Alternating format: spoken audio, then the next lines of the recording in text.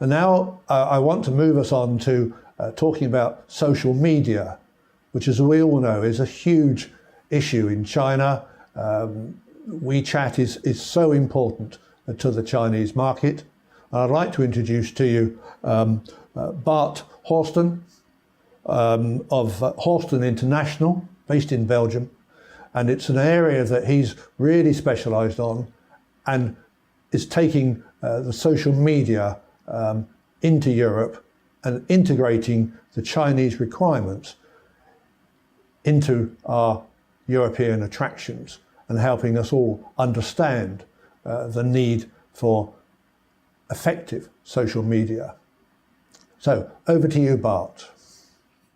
Yes, so we had a customer is a flower show, so it's just an annual flower show once every year, 1 month every year. So it's quite a challenge because on one side there's only things happening once a year. On the other side, of course, it's a very nice challenge to create the buzz and increase the tension while the flower show is coming. So we were engaging with other platforms, could be tourist boards or other organizations. Also, it's a Belgian show, it's close to Brussels. So we've been working with even partners in Holland. And when the flower show was coming up, we were arranging a giveaway campaign. So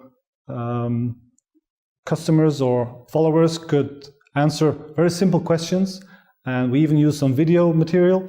And then we would give away 10 tickets, free tickets. And in this, we saw that although, of course, it took a while to create a number of followers and really get the engagement from customers, the sooner, the more the flower show was coming up, we reached more and more followers and more audience. And in this way, we created really a buzz, and which actually then was quite successful. Of course, the big challenge is then, after the show is over, how do you keep those followers? So that's a never-ending challenge we have to face. But we try to combine different channels. So the flower show has a WeChat account, but we also set up a Weibo account. And as I explained, due to the interaction between the different platforms, it's really a multi-channel approach, because on one side we work with limited budgets, because it's just a flower show. We don't have big budgets, so we were quite creative. We had to be creative. And in this way, by using all these different channels, different platforms,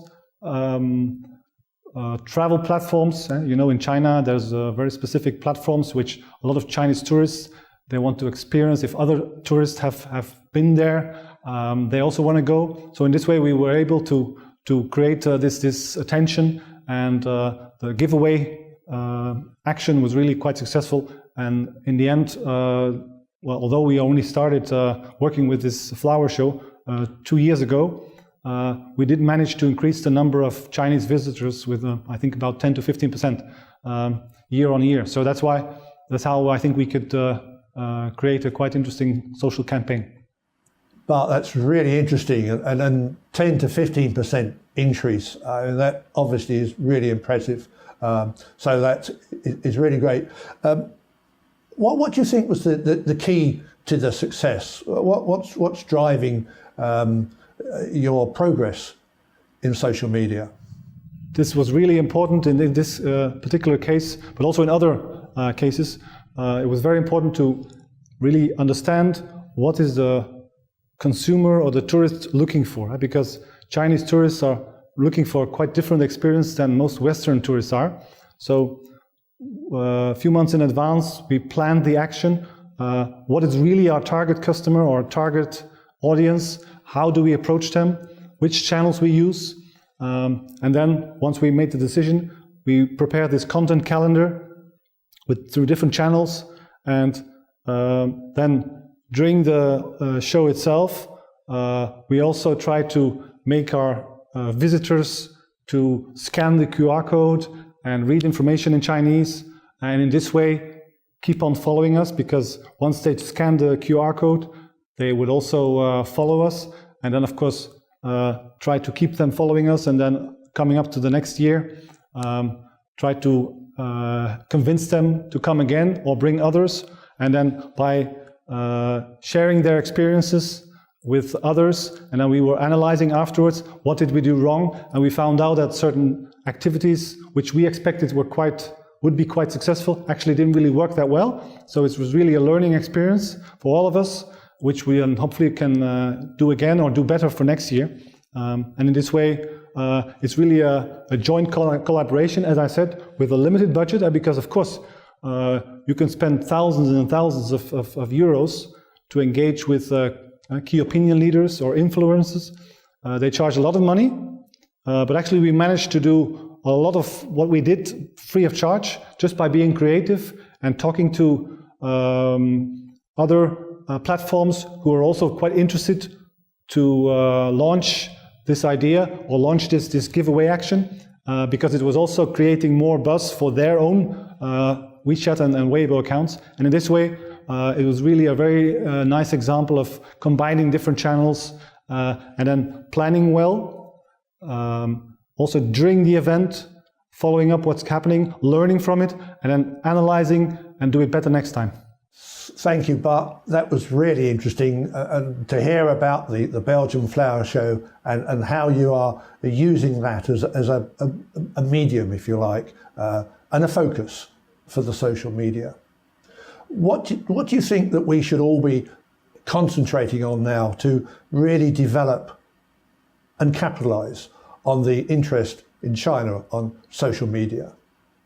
Well, if I talk about social media campaign, of course, it's an online campaign, but I think not to be forgotten is also the offline activity. So we are, you could say, a consulting marketing company based in Belgium on one side, but also with a China office.